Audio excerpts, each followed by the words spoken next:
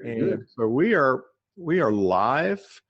This is Hugh, Ballou, and Russell Dennis, and tonight we're tackling the top issues that keep leaders from experiencing the success that they deserve. We have people watching on the webinar. If you want to raise your hand or ask a question, if you're on the webinar, please do that. If you're not, you're on Facebook, you can go to nonprofitchat.org, nonprofitchat.org, and find the link, and you can be a participant in the conversation, and we will certainly look at your questions.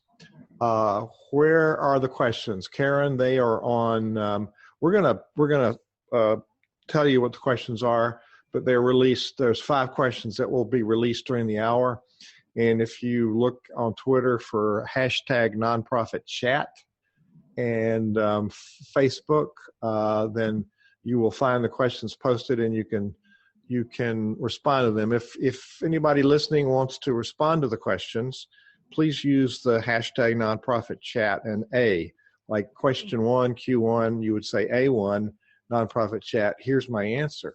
So we find that a lot of people are responding on Facebook as well as on Twitter. And then if you go to nonprofitchat.org, you can find how to join us on the webinar. So Russell Dennis, how are you tonight, sir? Very good, very good. Had a wonderful Easter, and life is very good. A lot of exciting things going on here in the Denver metro area with nonprofits. That's great. That's great. Russell's been with me just about every time since we started these live chats on Tuesday at 7 Eastern. And I take a great risk at having Russell here because he has such wisdom. He might show me up more time than not. So he usually has these profound little things he puts into the play. But Russell's had numbers of years. I sort of guessed. I thought it was at least 50 years that you and I combined have in working with nonprofits. Would that be close? That'd be pretty accurate, yes. Yeah. So we ought to be smart. We ought to at least have some sense for how to get to the right answers. And I don't know about you, but I made all the mistakes. And so I know a lot of things that don't work. Kind of like Thomas Edison, he invented the light bulb. It took him 10,000 tries. He said, I found 9,999 things that don't work. Right. So we're going to pick up right here. This is Nonprofit Chat, where we also will have this on the Nonprofit Exchange podcast. And there'll be a link on nonprofitchat.org for finding the Nonprofit Exchange. It's where you can find these interviews forever. And if you go to nonprofitchat.org, you can register and have alerts for what's coming up, and also takes you to a page where we're starting to put all the archives. And we have about 3 years worth of archives of interviews with thought leaders. So Russ, let's Russell Dennis and Hugh Ballou are with you tonight. We've been around and we've worked with charities for quite a while, and we've created a list of what are some of the topics that leaders struggle with the most, and what are topics that are barriers to success for leaders. And if I could only deal with this one, well, we want to deal with all of these 5, and I know there's a lot more. And Russ, these are the 5 that come up the most for me, and I'm just going to share them again with people. They're on the website. So the things I see that limit success are no strategy, no leadership development plan, either for the leader or the team, leader burnout, which is a real big deal. There's no synergy with the team and the teams. There's no synergy within and from team to team. And then the one that's the real kicker is there's insufficient capital to do the work that we're called to do as a charity. Would those top 5 resonate with you? Well, they would, particularly coming out of the chute with the strategy. And to me, before you actually do a strategy, you have to have a solid foundation, and that would be your vision, values, and mission, and have some clarity around that. And oftentimes you get 1 or 2 people that will come up with an idea to solve some social problems and go out there and just do it. And as they start bringing people on board, they don't do it strategically. And as a result of that, they bring people in, and I'll describe that a little bit more as we go on. But without that agreement of what it is that we're trying to get done and what the most important things are, then it's hard to develop a strategy, because you can't come up with a series of things that are most important and then the sequence for getting them done. And so when you just kind of shoot from the hip, it makes it tough to get any traction. Absolutely. Absolutely. We're also, there's 5 questions we're going to post that are relative to those five areas, those 5 gaps, those 5 challenges. And so the first one is, I don't know how to get people engaged with the vision. What's missing? And my approach to this, let me throw this out, and you and I can take turns at leading on the answers. I'd like to take this one if I can. I don't think people know where to be engaged unless there's a strategy. And the whole framework of what you're going to do is included in the strategy. And I have people tell me, well, I have a business plan. Will that do? Business plan is basically, in my world, a financial document that you show a banker for a loan, or you show an investor or a donor wants to see what the business side looks like. A strategic plan is an operational plan. It's an organic document that says who does what and when. And it gives you the tactical piece along with the long-term strategy, your long-term objectives. Where do you want to be? And then the strategy tells people where they can play. So people aren't engaged because there is no strategy. So the number one problem I see is this vacuum. We have something as a leader in our brain. We haven't really taken the time to articulate how other people can participate.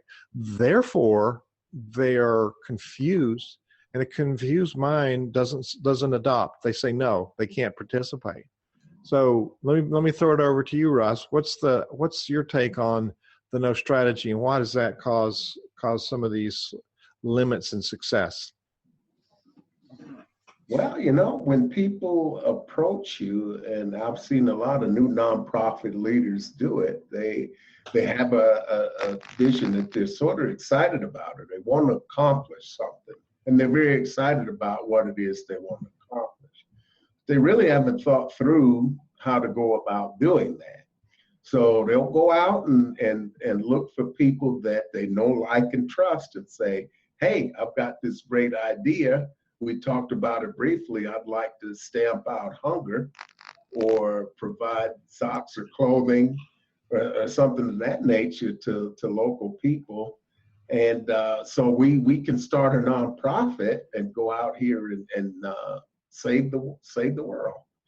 And they haven't really thought it through. So as they're approaching people, they're excited about a vision that they haven't really thought through.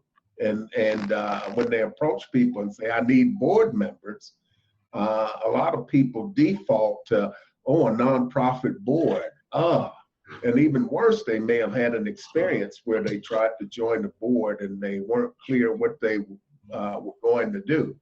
And we're living a time where people are very strapped for time. And so when they see, especially when they see a newer nonprofit, it looks like a black hole for their time and effort to disappear into. And so this will make them hesitant as far as getting engaged, because they don't know where they're going. There's really no definition, even a rough one, of what kind of time and effort to commitment has to be made up front.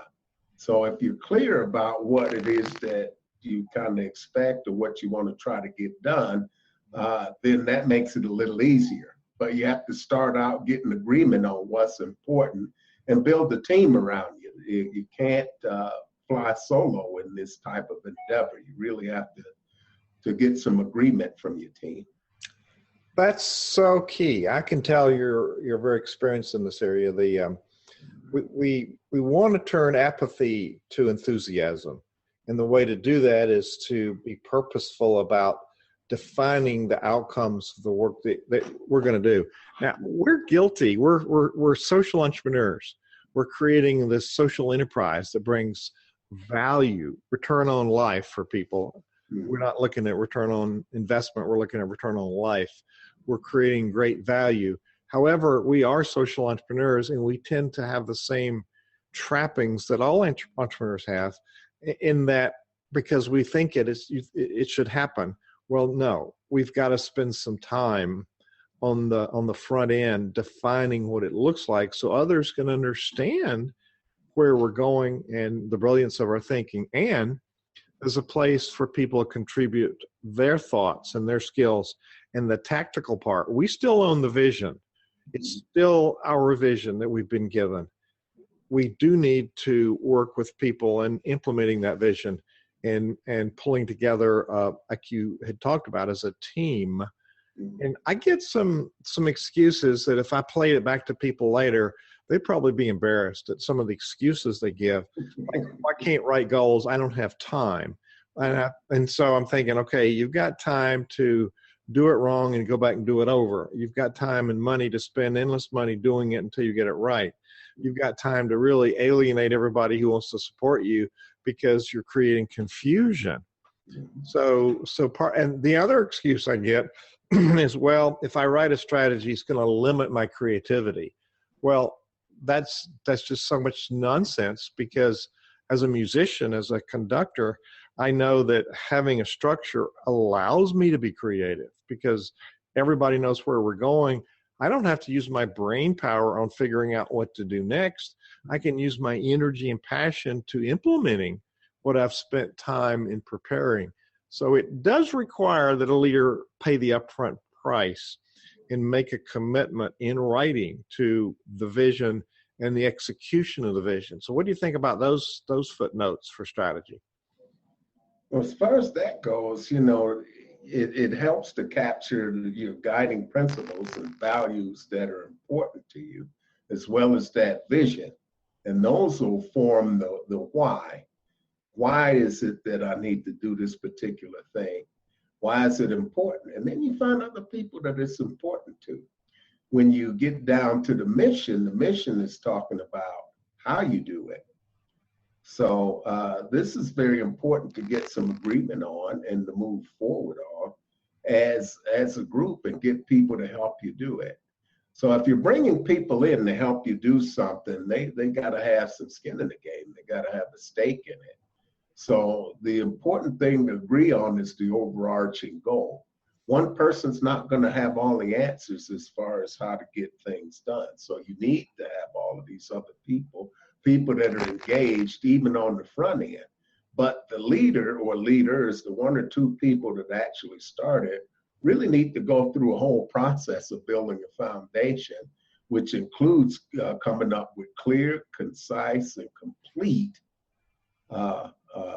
value, vision, and mission statements so that they understand what it is they're trying to get done, who they're trying to serve, and to do an inventory to find out, okay, where are we at now? Any business, any regular business has to do an inventory of what do we need to create this impact to take people from point A to point B. And then you look at what you have and say, what do we need? It's just like making a shopping list to go get groceries. So especially if you're making special dishes, and that's what I like in some of the things that nonprofits are doing. You got a recipe, you're creating some impact. If you go to the grocery store without your list, you're going to leave out some important ingredients. And you'll end up with an incomplete dish, or you'll have to go back.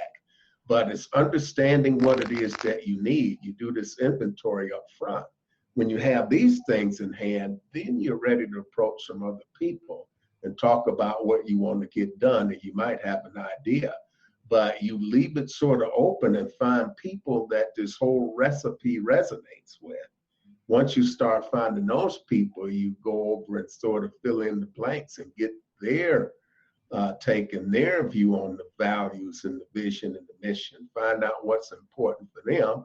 And an important question is, what is it that I want out of this? Those first leaders have to ask themselves that, and they have to find out what the people they're approaching want out of it. And so if there's a chance that that everyone can get a little something that they want and they're agreeing on the overarching goal, then you got that solid foundation to start uh, filling in the gaps or start the process of building. But you know, the sum is usually greater, the whole is usually greater than the sum of its parts. And to use another musical analogy, let's look at Fleetwood Mac, for example. That's one of my favorite bands. Stevie Nicks is wonderful. And she's had, and each of them have had some solo success to some degree or another, but they've been wildly successful as a unit, as a group. And even now, Christine McVie's not with the group, but without all five of them there's just something missing. There's a secret sauce. And so it works that way with nonprofits or anything else that you're building or putting together. You have to have all of those parts there. Those are really helpful words. There's just a lot of really words and concepts that have a lot of substance. We're going to deal with volunteer engagement, question 4, but it starts right here in the strategy, because you talk about competencies you're going to need. You're going to talk about roles and responsibilities. You're going to talk about measurable outcomes. And then you can have a meaningful conversation with people about what their passion looks like and what they're looking to get out of it. And you've mentioned that before, but it's a thing we forget. We forget to ask. And the process of having the team weigh in on things and have conversations and consider some of the tactical decisions is a key way for engagement. So that all starts right here with the strategy. I see Renee is on the call. We're doing this. If you listen to us on a podcast, it's a recording of a live broadcast on the Nonprofit Chat. My colleague and friend Russell Dennis, who's also a wayfinder in the 501c3 Center Vision Leadership Foundation, which I founded, and we are aligned in methodology and philosophy. And I'm a little older than he is, but he's a little smarter than me, so it all works out in the end. But we enjoy working together, and Russ brings a lot of really good experience from the past. And if you want to find notes from sessions and you're listening to podcasts, you can go to nonprofitchat.org and find some notes and get on the list to receive more notes. So, Russ, let's go to and if you're looking at this on the web or on Facebook, post your questions. We will get to Facebook questions after the event. During the event, we'll look at the questions that come from the people that are on the live webinar. And if you're listening to the podcast, go to the page of the podcast and put a comment there. This is a two-way conversation. Question number 2 for tonight deals with this topic of capacity for the leader. We think we know leadership because we've read a book. We think we've arrived, when in fact leadership is an ever-expanding topic, and it's something that we work on forever because we never learn it all, and we're continuing to be able to learn more. So the question that's out there right now is, I'm constantly trying to do my work better, but I'm not making progress. What's missing? So Russ, why don't you take a first stab about how do I work on myself? And by the way, leadership is also the culture, and we want to help raise the bar on the performance of the skill and leadership skills of our team. First, we need to take care of ourselves and upgrade. So Russ, why don't you take a stab at this? How do we establish and maintain a personal growth pattern for our own leadership skills? You know, one of the things that I did, because there's so many things to learn about operating a nonprofit, is just set up a schedule. And I have something worked into my day where I look at some of the latest trends. I look at things that are going on. I try to stay connected to thought leaders in the field. I talk to somebody from a local nonprofit somewhere. I talk to at least one person every day, just to get a feel and a sense of what's happening out there. And for myself, I have a personal growth plan where I'm adding to my storehouse of knowledge and building new relationships all the time. And I do that by asking people what they're doing and what they need next, so that I stay in that service first type of mentality, so that that's how I develop myself. And by talking to other people, we can share resources. I always have that idea of collaborating with others and talking to others and making people around me better, and learning from people around me. And it has to be intentional that you're actually doing this development. And when you've got people working with you or for you, learning should be something that's built in as a group, because the more skills other people have, the better. Now, there's some things that, quite frankly, I just don't do very well. So I've gone out to find collaborative partners who are good at it, because it will take more time, energy, and resources for me to try to fill a weakness than to find a partner who has that particular skill or knowledge as a sweet spot. And when we work together, we can get a lot more done. So this is part of that inventory process. We look at where's there a gap in my skills or knowledge, and find somebody that has the same value, vision, and goals that can step in and fill that role. And, let people do what they're good at. It's almost laissez-faire. But if you select people correctly and you put this together the right way in the first place, then people, you can tell them, you agree upon what's important, the big why. So get the heck out of the way and let these people work in their wheelhouse and stay in yours. And when everybody's working from strength, you won't get overwhelmed so much. But a lot of times leaders will take things on and they think, I don't really have time to train people or pass my knowledge on. And if you keep solving problems for people, they'll learn to rely on you to solve problems for them instead of growing into solving them. On the flip side of that, you can sit at your desk and be stuck with something. Pick up the phone and ask somebody. Find somebody that knows what you need to know. And that's being in integrity as a leader and being vulnerable, and people respect that. They respect the guy that says, I don't have all the answers. See, I got to be careful. You show me up. You got a lot of wisdom there. I love it. You offered a whole lot of tidbits, and I agree with everything that you said. It's really spot on. I love that piece where it can be called over-functioning, where we do too much when we have other people who can do it. So there is the wisdom piece, is knowing what to do and how much to do, and then when to let other people step in.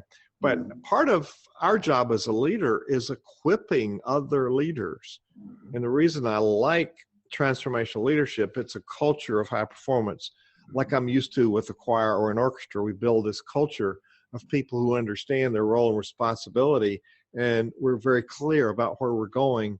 And I don't do it, but I'm the energy field. I'm the conductor. I keep people on the same beat. I keep them nuanced. I help them breathe. I help them understand how we're balancing. Because somebody's too loud, there's cues there. Somebody's going too fast, there's cues.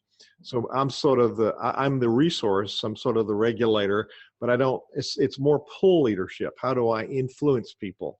By a clear vision, clear directions. And you know what, Russ, we set up problems as leaders. We send confusing signals. And I know lots of entrepreneurs that say, we're going to do this. And then 10 minutes later, no, we're going to do that. And then 10 minutes later, we're going to do this other thing. Well, you never stopped those things you said we were going to do to replace it with something new. So now we've just shut down the whole culture, and then we get mad because people aren't doing anything when it was in fact us that set up the problem to begin with. So in a lot of that stuff that you were talking about, it all stems from that strategy. Where are we going? Who's going to do it? What are the measurements? How do we measure progress? And I find there's several ways that I keep myself and my own skills current. I read every day. I created this podcast, this nonprofit exchange, and interview other people, but also share. Like tonight, we're sharing things that we know because we have valuable things, not just other people. So as part of the Center Vision team, I think it's important for us to share what we know. So I created this podcast because listening to podcasts is one of the ways I grow my awareness and I grow my skills and I expand my thinking. And I love hearing what other people are doing and how they solve problems, how they create energy, and how they do things. So the podcast thing is a regular learning experience for me. And the other thing is important, everybody who's successful has a coach. The more successful you are, the more you need a coach and the more coaches you have. And if you look at some of the top athletes in the world, they have multiple coaches. Why? Because they want to stay at the top of their game. Yesterday was the Boston Marathon, and all those people out in front had coaches. The people in back don't have coaches. So what's the answer there? If you want to be successful, have a coach. If you want to figure it out, you're going to be at the back of the pack. So constantly read, constantly explore new paradigms for reframing and growing our thinking skills, but also have someone that you pay to whom you are accountable, who will ask you the hard questions. And so if we want to get better, make a commitment, and you said intentionality somewhere in this conversation, be intentional about this organization. John Maxwell has the law of the lid in his 17 irrefutable laws of leadership. And the law of the lid says that your organization cannot grow any further than your ability to lead it. And people read that and they go, oh yeah, it doesn't apply to me. And they continue to have a ceiling on the effectiveness. So if your organization's going to be better, you must be better. I must be better. We must be better. So working on ourselves is the number one priority. If you're going to transform your team, you're going to transform your organization, begin by transforming self first. I am 70. I'm still in transformation, Russ, and it's a joy to learn new things every day. I look forward to learning new things. It's sort of been part of my DNA when I was a young'un. I loved when I was 5, 6, listening to the record, "The bear went over the mountain, the bear went over the mountain to see what he could see." So exploring is part of my DNA. I think I played that record so much it was worn through and you could hear what was on the other side because the needle wore right through. So I want to move on to the next question. I think we've covered this one pretty adequately. You want to have a comment before we go on to question 3? No, I like this third question, and it's really something, and this covers the reason why more committed people, passionate, committed people, end up leaving the nonprofit field. And I still talk to a lot of them. Burnout. It's a crisis. Yeah. And the question is posted on social media is, what are the best ways to prevent leader burnout, ... especially my own. And the Meyer Foundation did research recently and discovered that the leader burnout in the nonprofit sector, this doesn't count churches, in the nonprofit sector is 45%. And they went on to state that a full 75% of those who lead charities are looking at the exit door. And I think part of it, Russ, starts with, we use the word nonprofit because we understand it to be a tax-exempt organization. Yes. It does put us in this scarcity thinking when we think, oh, we can't make profit, which is just the antithesis of the truth. And so we start with this scarcity thinking. And if we don't work for an organization that was going to put some money into personal development for us and for the team, then we need to think again. We need to be advocates for having in the budget some level of personal development, because we will function better if we have the ability to grow our own skills. Then as the leader, we are the coach, we are the mentor, we are the facilitator of professional growth for the others. They can also have, if they're significant in the organization, they can also have a line item for attending seminars or having some books or subscribing to online learning. There's lots of ways for us to access that. And I think leadership burnout is something that we put ourselves into. You mentioned earlier about guiding principles, which is a very strong piece of the strategy, and it's also a lifesaver. How will we make effective decisions as an organization, as an individual? So I have personal guiding principles. How will I manage self? And I have organizational guiding principles. How will we make decisions together that honor the core values we've identified, that honor the culture that we're creating? And really, the guiding principles are the core of defining our culture. So we've got a continuum here. We've got the strategy is sort of the umbrella for this. Everything that's going to happen is in the strategy. Every time we spend $1, it's got to relate to something in the strategy. There needs to be a line item for that. We've planned for that. It's leading us toward our objectives. Everybody we hire or work with, there's a competency statement. We need these competencies in our teams to be able to implement this plan. And a lot of the things we've talked about, the guiding principles are articulated, organizational guiding principles. I don't think that it takes away the essential part of writing our own guiding principles. And part of that is, where do we set healthy boundaries for ourselves? How much will we work? Where will we be able to say no to things that are of lower importance in order to be able to say yes to things that are of higher importance? So there's lots of factors here. Part of this relates to time management. We don't manage time. We manage our use of available time. And part of that comes from the careful work of doing the strategy, which ultimately, when people say I don't have time to do it, you really don't have time not to do it, because it saves you time and it helps you learn where you can delegate. And we actually set up more things in motion, and we move from being the doer to the leader. There's too many leaders that are doers. And we tell ourselves lots of lies, like, I need to be able to do what I ask other people to do. Well, yes, but you don't have to do it all. You've got somebody that can do it, and maybe they could do it better than you could do it. And so there's lots of lies we tell ourselves, which end up in us taking too much stress, too much work, and that anxiety diffuses any energy that the team might have for wanting to participate. We actually rob volunteers of an opportunity to serve and connect with their passion to something that's life-changing. So that's my take on this burnout piece. You smiled because you think it's a really important topic. So I'd like to hear what you say about burnout.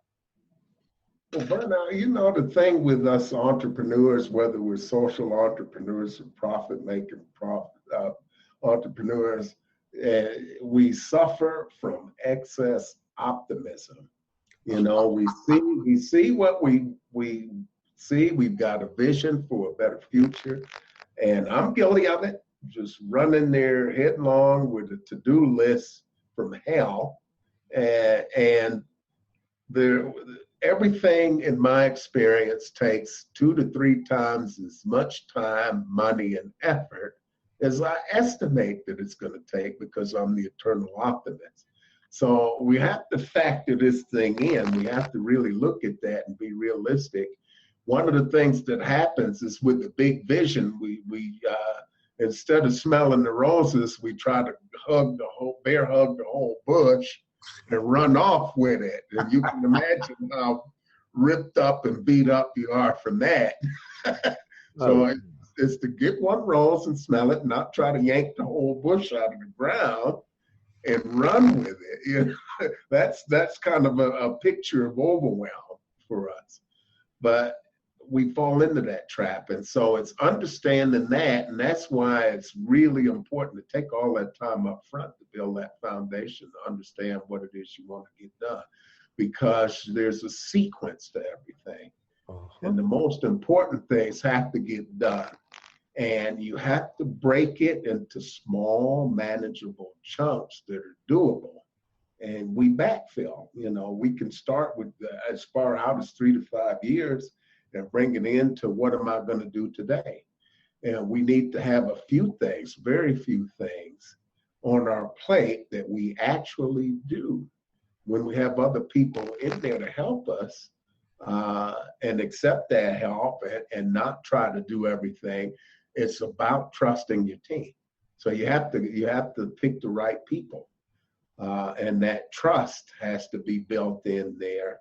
And everyone won't have all the answers, but as a collective, you'll have most of those answers you need. That's why you're always looking at and measuring, which is the third step of the 4 steps to building a high-performance nonprofit, is staying on track. It's measuring what you're doing. Are we getting where we said we wanted to be? And you keep score.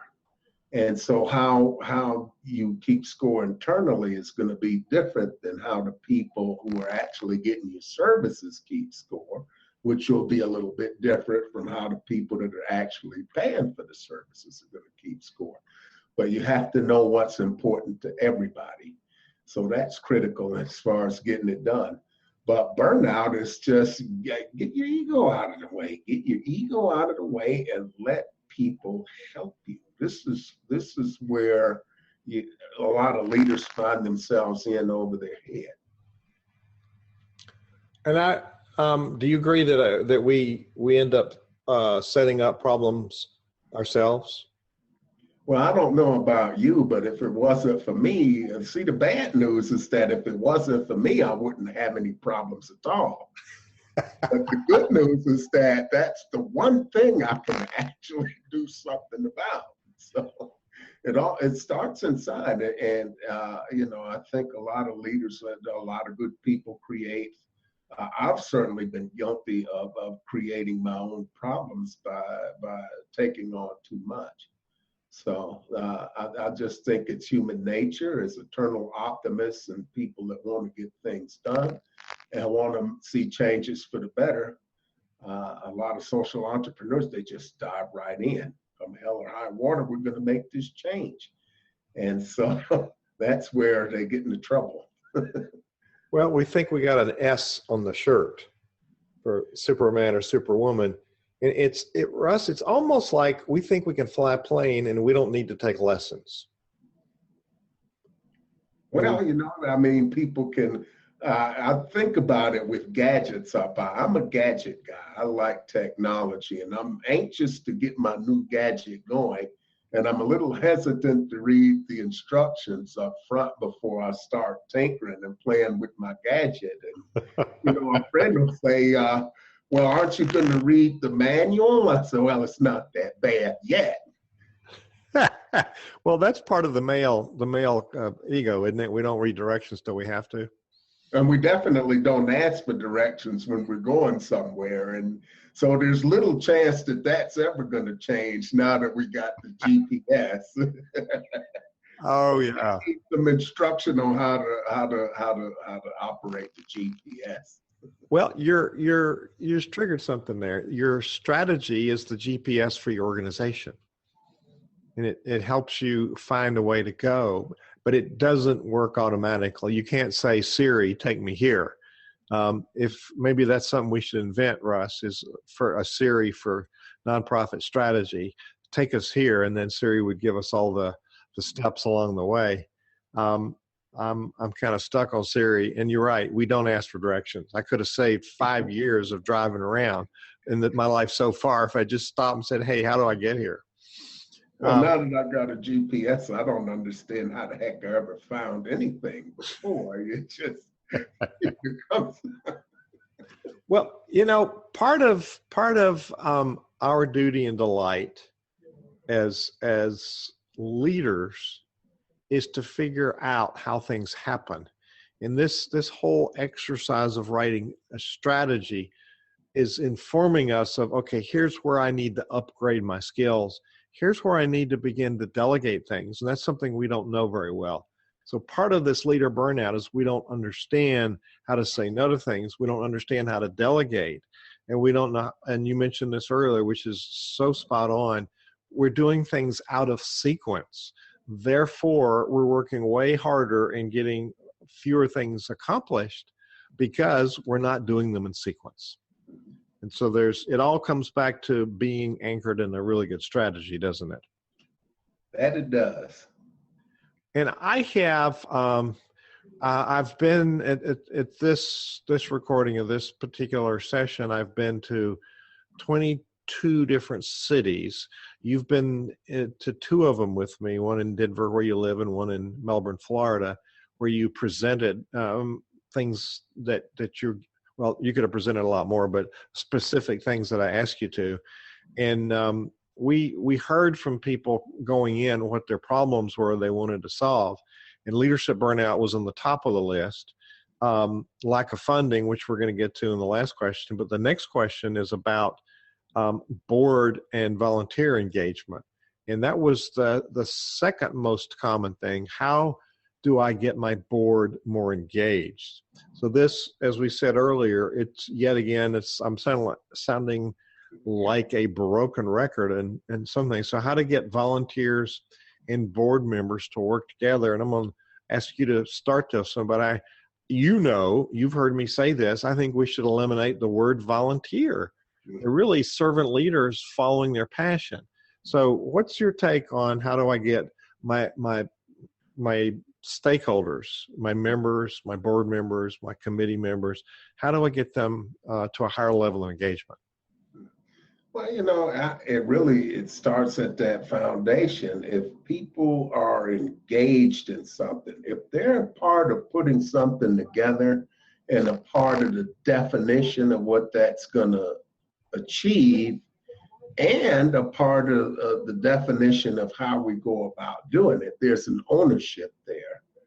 They're not having something dropped in front of them, but they actually get to put their creativity into what it is that you're trying to solve.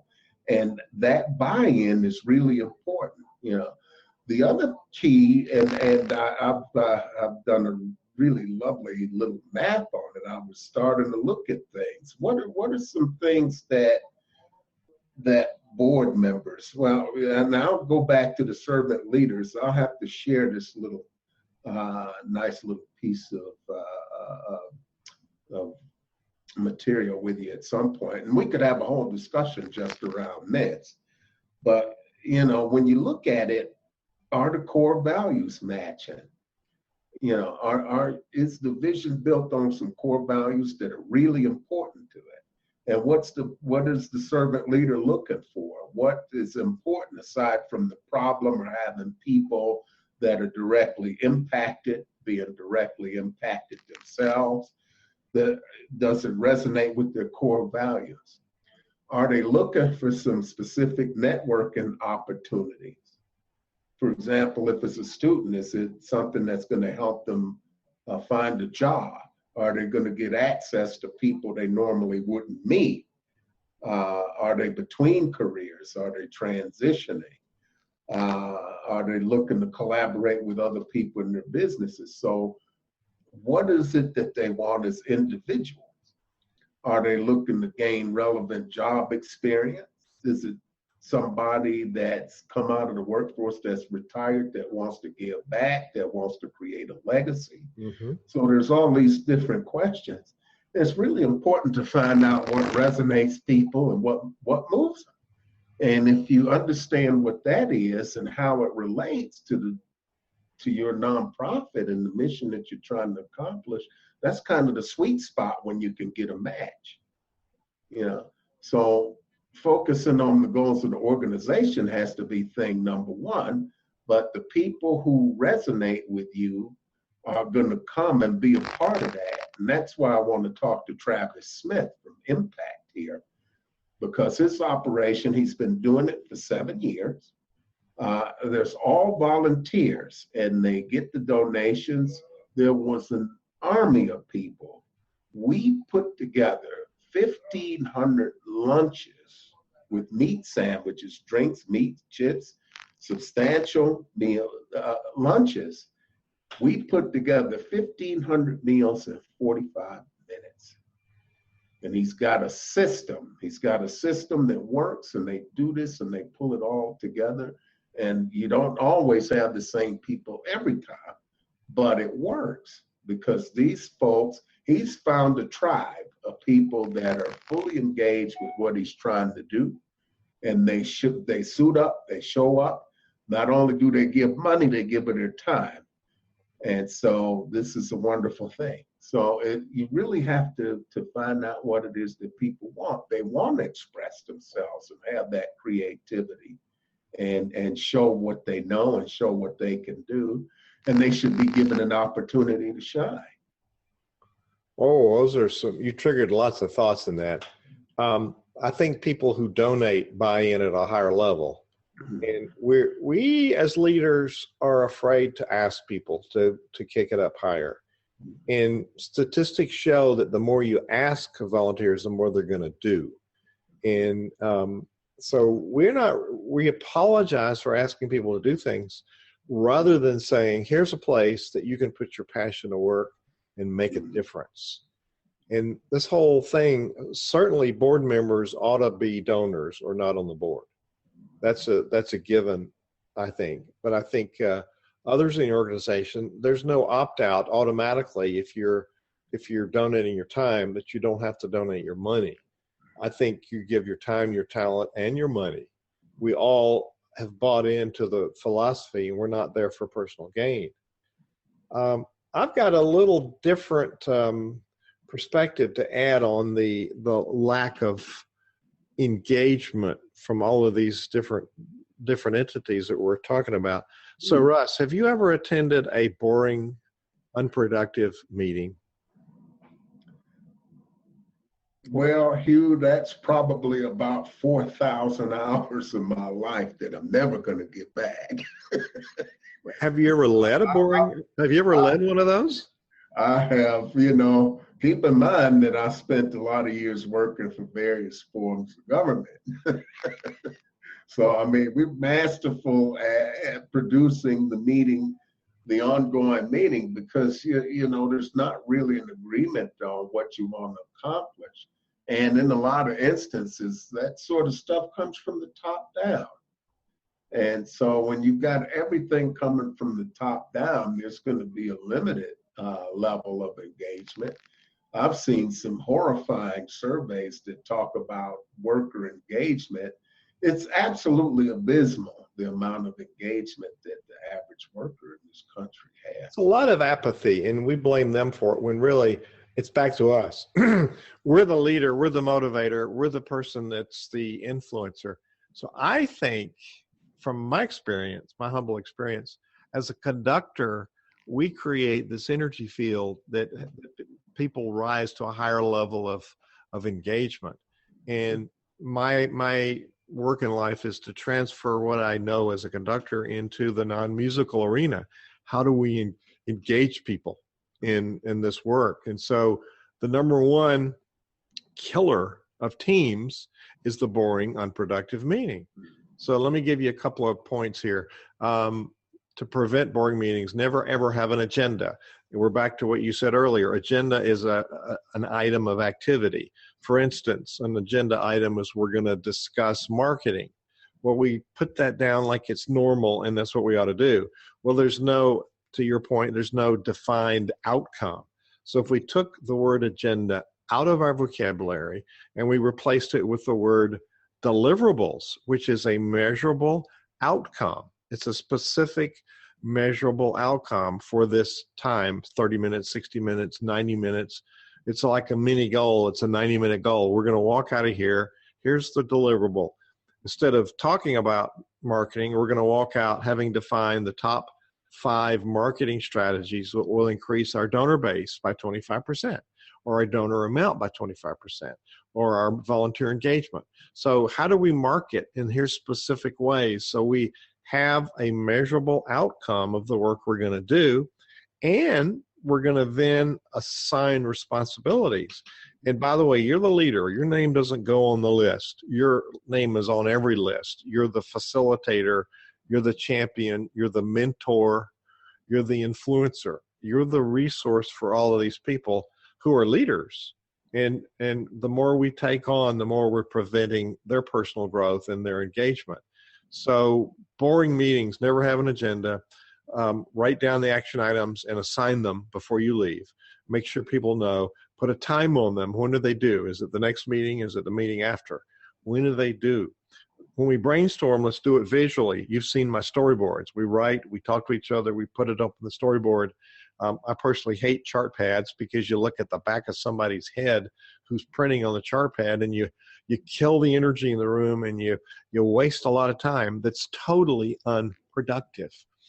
And so there's a whole, and we have available, if people want, we have free resources on how to conduct power-packed meetings. So it's, how does a conductor run a rehearsal? We run it for specific results, and it's attitude adjustment. People leave feeling better than when they came in. So it's a personal injection of energy into your team because, as you pointed out earlier, they're part of creating the tangible results.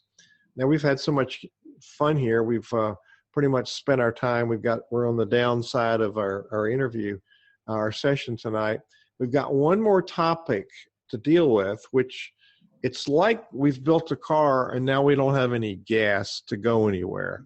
It's the money. How do we put money into the bad word, nonprofit? We must make a profit. So it's a tax-exempt charity.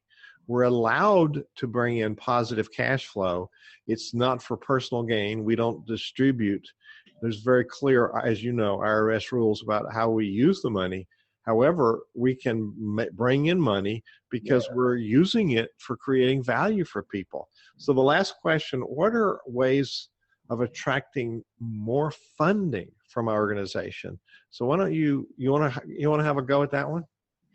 I do. I'll have a start with that. You know, one of the things that we do as nonprofits, if you're running a nonprofit, you are providing a valuable service to the public for public benefit. Some of those services are paid for at market rates. You may have skills that you can deliver to people who can actually pay for them through a fee for service, do reduced cost services.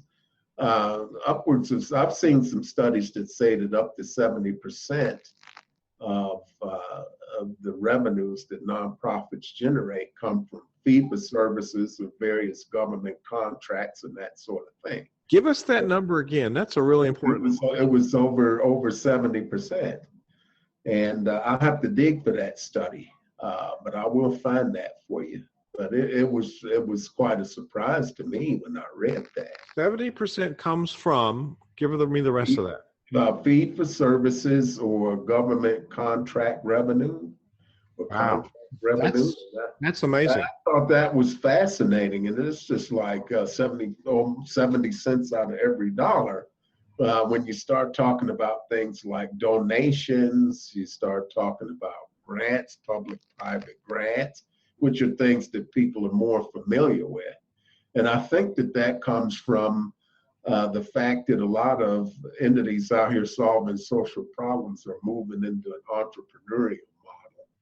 And a lot of the services are provided at reduced cost because you have to explain to grant makers how you're going to sustain the program after the period of the grant has run out. So you try to find ways to generate revenue in any way you can. So you're starting to see more forms of business that are profit making that have a stated social benefit, like B corporations. And there's a new form of limited liability company, low profit limited liability companies, and some other things that are designed to help bring revenue into nonprofits. But a lot of times you have a funding mix that's too reliant on a single source and maybe not necessarily the best source of revenue. And so you have to get creative in looking at where the funds come from and think about some possibilities. Depending on what you do, can you provide a fee for service? Can you get sponsors? And a lot of things that nonprofits write checks for are things that could be taken care of through what I call, what's been called in-kind contributions. And this is where people are contributing their talent, their brain power, or other resources, access to their audiences. That would be like in the form of either a corporate sponsorship or pro bono services from lawyers, tech firms. And so again, with these kind of opportunities, those are just like attracting servant leaders or board members. You have to let them know what's in it for them, or find people that have something to gain and be able to define that level of commitment and be specific about what you're trying to ask, and not try to get everything from one source. So I don't hear many people talking about acquiring pro bono services, or a few talking about sponsorships. When they talk about sponsorships, they talk about going down the street to a local business. And a lot of local businesses will give some of the product that they have. Mm-hmm.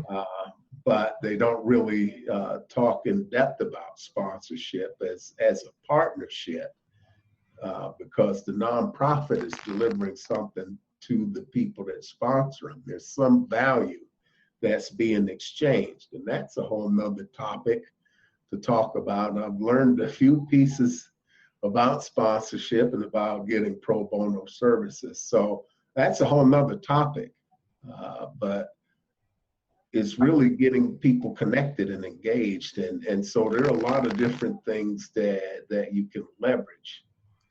But everything boils down to being able to get that mission. And if that's getting equipment or materials or getting other people's talent and time, that's as good as money in the bank to get you moving forward. Well, it does save you money. So that's, and I'd like to point out, you had a few years with IRS, so you have some of that authority eyeballs that you look at this through. There's, in my world, there's 8 sources of revenue. And this is another equipping ourselves as leaders to be able to do this. And you pointed out several. Of course, there's donors, but we don't do a good job of managing donor relations. And I'd like to point out, as you said earlier, all of these depend on building the relationship and the value proposition. We receive money because we're bringing value to the world. So number one is donors. You mentioned sponsorships, grants are another way to bring in. You said there's a whole category of in-kind donations for printing, pro bono legal services, or things like that. That doesn't give us money, but it saves us cash, and it allows somebody to do that philanthropic work and be represented in the good works that we're doing. Events, we do events, that generates money. It should generate money. I have a category I call partner money. Churches, Rotary foundations, local groups have a budget item. They want to see something happen. You do that. They don't do it, but they've got the money. So you get 10 Rotaries that are going to give you $1,000 each for a project. You've got $10,000 to run a project. Mm-hmm. They support charities like a free clinic or a food bank or reading programs. So those organizations do have line items.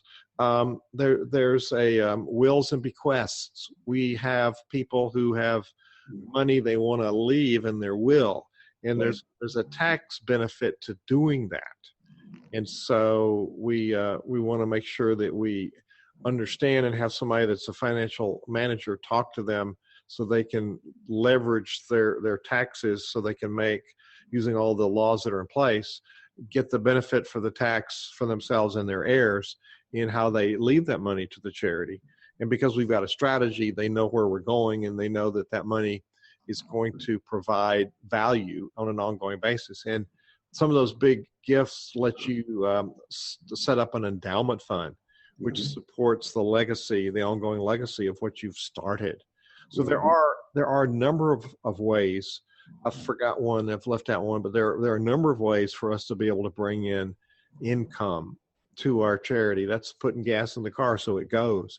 Now, there's another one. If we have real estate that we own or real estate that's been donated, we can leverage that for not paying rent or to rent it out, use it for business income, the business generated income.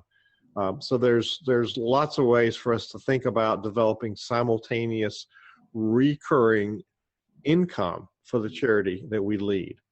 So Russ, this has been fun doing this again. We meet on Tuesdays and we interview next week. Next time we do this, we're going to be interviewing David Dunworth about how charities can market themselves. How do we let people know about what we're doing? And so that's another chapter in what we're doing together, sharing value and giving learning opportunities to those people. I think I've seen a number of over 4 million 501c somethings out there, government organizations, tax-exempt organizations, membership organizations. There's quite a few of us out there doing work. And I think if we share best practices, we all can be better at what we're doing. Thank you, Russ, for sharing your wisdom tonight, and I look forward to the next time. This podcast is a part of the C-Suite Radio Network. For more top business podcasts, visit c-suiteradio.com.